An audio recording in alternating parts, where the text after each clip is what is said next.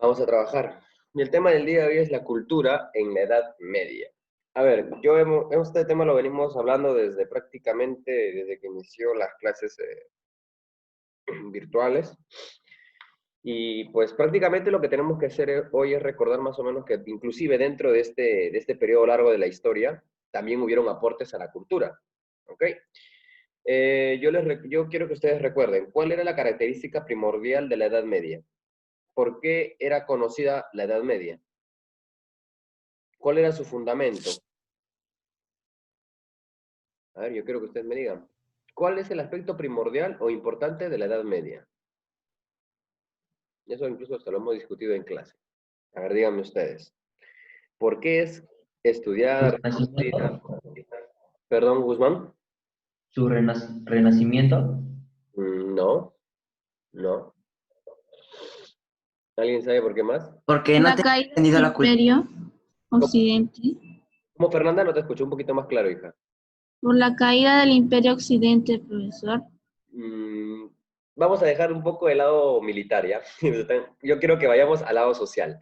O sea, genéricamente, si yo te digo Edad Media, ¿qué es lo primero que se te viene a la mente? Ya. Edad oscura. Oscurantismo. ¿Qué más? Mm, Ni idea. un periodo histórico de la civilización occidental. Con un desarrollo prometente. La sociedad era buena, era álgida, se manejaba un buen sistema económico, político, financiero, social, había educación, empezó a haber revoluciones o no. ¿Cómo es reconocida la Edad Media en sí? Mm, La edad oscura. la edad oscura. Ahora, ¿cuáles son las características de la Edad Oscura? ¿Por qué se le decía Edad Oscura? Mm, Facilito. Porque no tenían, No te escuché bien, James. ¿Cómo? porque no tenían fundamentos de estudios ni de literatura, así. Ah, muy bien. Se le va a decir Edad Media, Edad Oscura, ya, porque no había un avance científico, no había un avance educacional, no había un avance en el desarrollo ni siquiera social. Es por eso que se dice que la Edad Media prácticamente es un periodo donde la sociedad inclusive estaba estancada. ¿Ok? Todo en su complejidad, todo estaba estancado. Ahora, lo que vamos a ver en la clase de hoy es que inclusive en ese estancamiento, ya en ese proceso de estancamiento, inclusive en ese periodo, ya en ese periodo se manejaron ciertos fundamentos de educación. Ahora, tenemos que recordar, un ratito, tenemos que recordar que la educación Profesor, estaba ligada, ya, la educación estaba ligada muchísimo a lo que es la Iglesia Católica. ¿Ok? Bien. Me imagino que ya colocaste el título, ¿verdad? Vamos a avanzar. Recuerda siempre tomar apuntes de toda la clase que vengamos a desarrollar aquí. Ahora, profesor Bruno, te escucho, Fernanda. en la Edad Media también hubo mucha violencia, ¿verdad? Violencia de parte de la iglesia. Es lo que vimos en la clase pasada, ¿te acuerdas de la Santa Inquisición? Sí. En base a eso, hija, también la Edad Media era un periodo de conquistas, de guerra, de desangramiento, pero también tuvo sus aspectos positivos, como lo que vamos a ver acá. ¿Ok? Por ejemplo, nosotros tenemos que conocer, como nos dice el texto acá, ¿ya? Durante mucho tiempo siempre se ha tenido ese concepto básico que la Edad Media es una edad oscura, sombría, ¿no? Donde prácticamente, como ya lo hemos mencionado nosotros, es un periodo donde prácticamente la educación, la sociedad, la política, la economía estaba pues estructurada solamente por el clero. Y la Iglesia Católica era la única que se encargaba de manejar, contextualizar, analizar y desarrollar dichos argumentos. Entonces, pero también se puede decir que apareció lo que es la arquitectura, ¿ya? Tampoco vamos a decir que en la Edad Media eran completamente ignorantes, ya que también se enseñaban ciertas materias. Tú tienes que entender que la educación, ¿ya? Ha sido un fundamento desde la Edad Antigua. Ahora, ¿dónde va a tener su mayor auge, inclusive las grandes universidades? Va a ser en este periodo. En la Edad Media se van a crear las universidades y se van a crear las carreras. Tanto así que ya en la edad moderna, esto pues prácticamente va a tener su mayor desarrollo. O sea, ¿qué quiere decir? que vamos por ese lado. Las artes y la literatura estaban estancadas, no había un avance, ¿ok? Como nos dice aquí, en el campo de las artes se manifiesta pues principalmente con pequeños fragmentos religiosos. Recordemos que la Edad Media también es conocida como la edad del proceso teocrático. O sea, ¿qué significa eso? Que toda la representación era Dios. O sea, todos los escritos eran prácticamente divinos, se hablaba mucho de la deidad, y es por eso que, como dice aquí, los artistas de aquellos años se van a inspirar mucho en los contextos y los relatos bíblicos. ¿Okay? Y esto también va a llevar que la arquitectura sea llevada a ese nivel.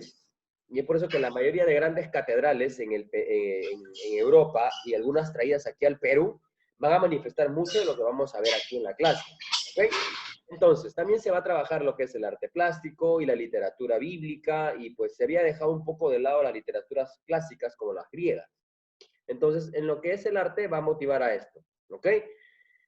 Yo sé que algún día has ido al centro de Lima, y si te has ido al centro de Lima a pasear, te habrás percatado que hay ciertos sectores dentro del centro de Lima, inclusive la catedral y las iglesias católicas, tienen este modelo, ¿ya? Tienen este modelo.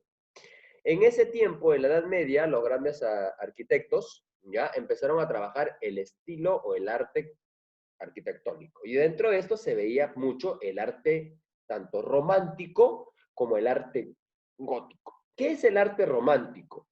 Es un estilo artístico, pues prácticamente que estaba relacionada con el occidente europeo. Como su propio nombre lo dice, es un estilo más romano, ¿ok? Tiene un estilo más romano, ya que su característica es más que todo, si te das cuenta, en lo diferente que puede ser en cuanto a lo que es la estructura de sus entradas, ¿ya? Y pues siempre mostrando esa firmeza, esa fuerza, la cual pues también se puede ser simbolizada con la fuerza que se puede adquirir de Dios. Muros muy sólidos, ventanas casi nulas, techos en forma de dos aguas, como la puedes ver acá. Los techos normalmente siempre también eran esa forma, ¿ya? De esta forma de aquí. Y pues prácticamente estos modelos fueron para construir más que todo las catedrales, las abadías, los centros religiosos, ¿ya? Y pues se puede conocer que durante el siglo X y al siglo XII, el siglo XI, perdón, al siglo XII, se han desarrollado de una nueva forma. Ya era una nueva forma de entender inclusive la religiosidad de aquellos años. Entonces, si nosotros decimos, ¿por qué se le dice estilo romántico a esto? Pues prácticamente porque proviene del estilo romano de construcción. Luego viene el estilo gótico, ¿ok? El estilo o arte gótico, pues procede más que todo de los godos, ¿ok? Una tribu bárbara que también a partir del siglo XII inspiró mucho a ciertos sectores en cuanto a las construcciones, ¿ok? Esta, pues, a diferente del arte gótico, del arte romántico, perdón, tiene una diferencia, ¿no? Vemos aquí la forma de que en el arte romántico no hay muchas ventanas, no hay mucha luminosidad, pero en el arte gótico la luminosidad es muy importante, ¿ok? Esto también pues se puede dar a conocer que la verticalidad predomina, que en las construcciones góticas son más suspendidas, ¿ok? No eran tan amuralladas, no eran tan toscas, como se puede decir así, sino que eran más iluminadas, de mayor pigmentación, mayor coloridad, y pues se puede decir de una u otra forma que también eran más visibles que el arte romántico. Ya que de esta forma, cada una de estas catedrales o recintos van a tener una forma de ojival. ¿Cuál es la forma ojival? Es esta de acá, la que vemos en el techo, ¿ya? Eso es una forma ojival. A eso se le va a llamar forma ojival. Ahora, dentro de las letras, la literatura, como hemos visto, la literatura bíblica era la más leída en aquellos años, pero también se habían contextualizado ciertos libros, ¿ya? Se hablaba mucho de las epopeyas de los grandes caballeros, se hablaba mucho sobre el apogeo de los grandes hombres, y dentro de los cuales podemos encontrar, pues, el Cantar del Mío Cid, ya que en España se daba mucho la literatura de estas ciertas características, ¿no? También tenemos la canción de Rondán en Francia, que son los dos aspectos literarios más antiguos y procedentes de la Edad Media, inclusive. Y pues, a diferencia de estos dos, el otro, que es la canción de los Nibelungos, ¿ya? Nibelungos, perdón. Nibelungos, en Alemania, pues prácticamente sabemos a conocer de otras formas, ¿no? Francia, España y Alemania van a empezar a producir pequeños espasmos de literatura para aquellos años. En cuanto a la filosofía, sabemos que la filosofía no nace en Europa, sino la filosofía nace en Grecia.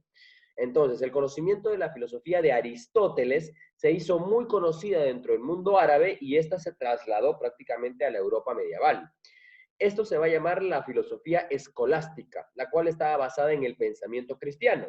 Recordemos que la filosofía contemporánea, o sea, la filosofía griega, es una filosofía más analítica, más razonativa. O sea, la filosofía en sus orígenes va a dar mucho a conocer la razón del hombre.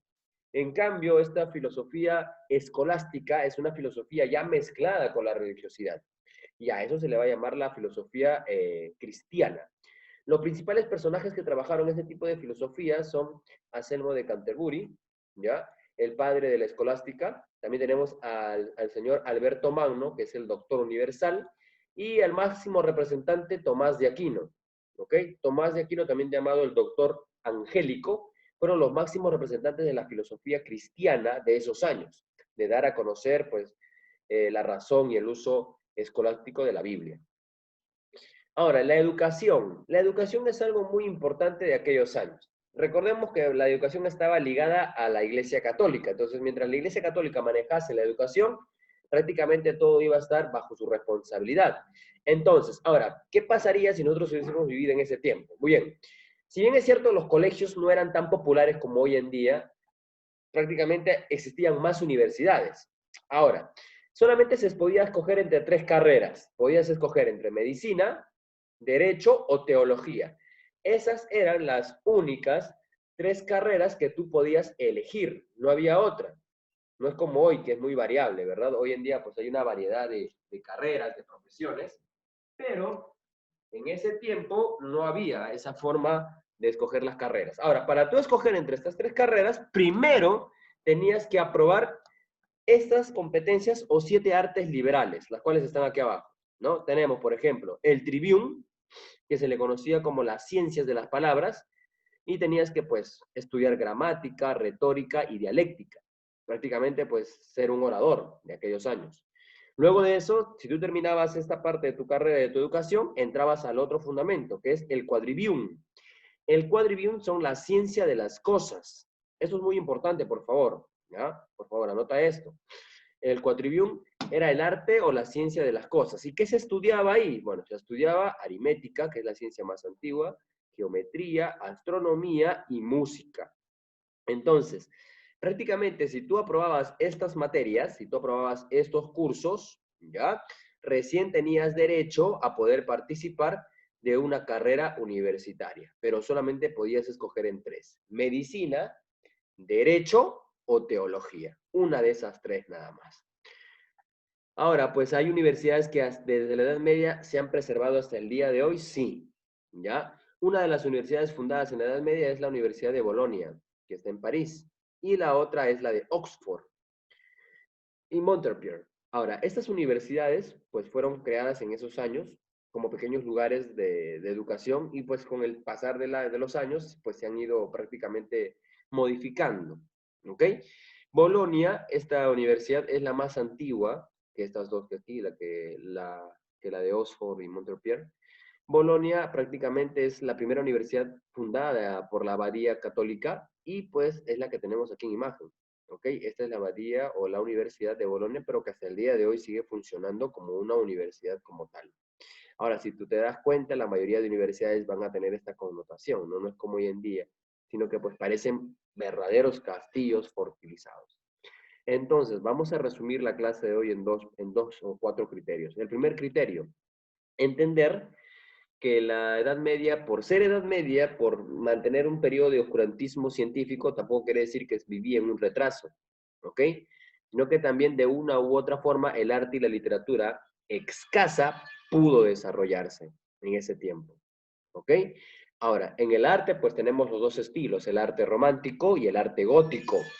Estos 2 estilos de arte, con sus diferencias y formas y estilos, van a tener su propia nomenclatura. El estilo romántico proviene prácticamente de los romanos, no te olvides, del arte romano, del arte fuerte, ¿ya? El estilo romántico no es mucho con la palabra del romanticismo, sino es que prácticamente habla de los romanos, de la fortaleza, de lo abrupto que puede ser las construcciones romanas, ¿no? Bien amuralladas, sólidos, no había muchas ventanas. A diferencia del estilo gótico, pues que prácticamente es muy diferente, es más visible, es más, ¿cómo se puede decir? Es más colorido, ¿ya? Y tiene una pigmentación muy diferente. Entonces, el arte gótico proviene de los godos, tribus bárbaras, que es prácticamente los visigodos que podemos nosotros conocer. En las letras se crearon los famosos cancionarios o poemas, ¿no? De los grandes caballeros. La canción de Rondán en Francia, el cantar del Mío Cid en España y la canción de los Nibelungos en Alemania. ¿Okay? Esas tres literaturas muy importantes. La canción de Rondán, el Mío Cid y el de los Nibelungos. En cuanto a la filosofía medieval, recordemos que la escolástica es una filosofía cristiana, inspirada, pues prácticamente una mezcla entre la antigua filosofía griega y la filosofía de la religiosidad. Se hizo una mezcla y a esa mezcla se le va a llamar filosofía escolástica. Los máximos representantes, el máximo de todos, Tomás de Aquino. ¿Ok?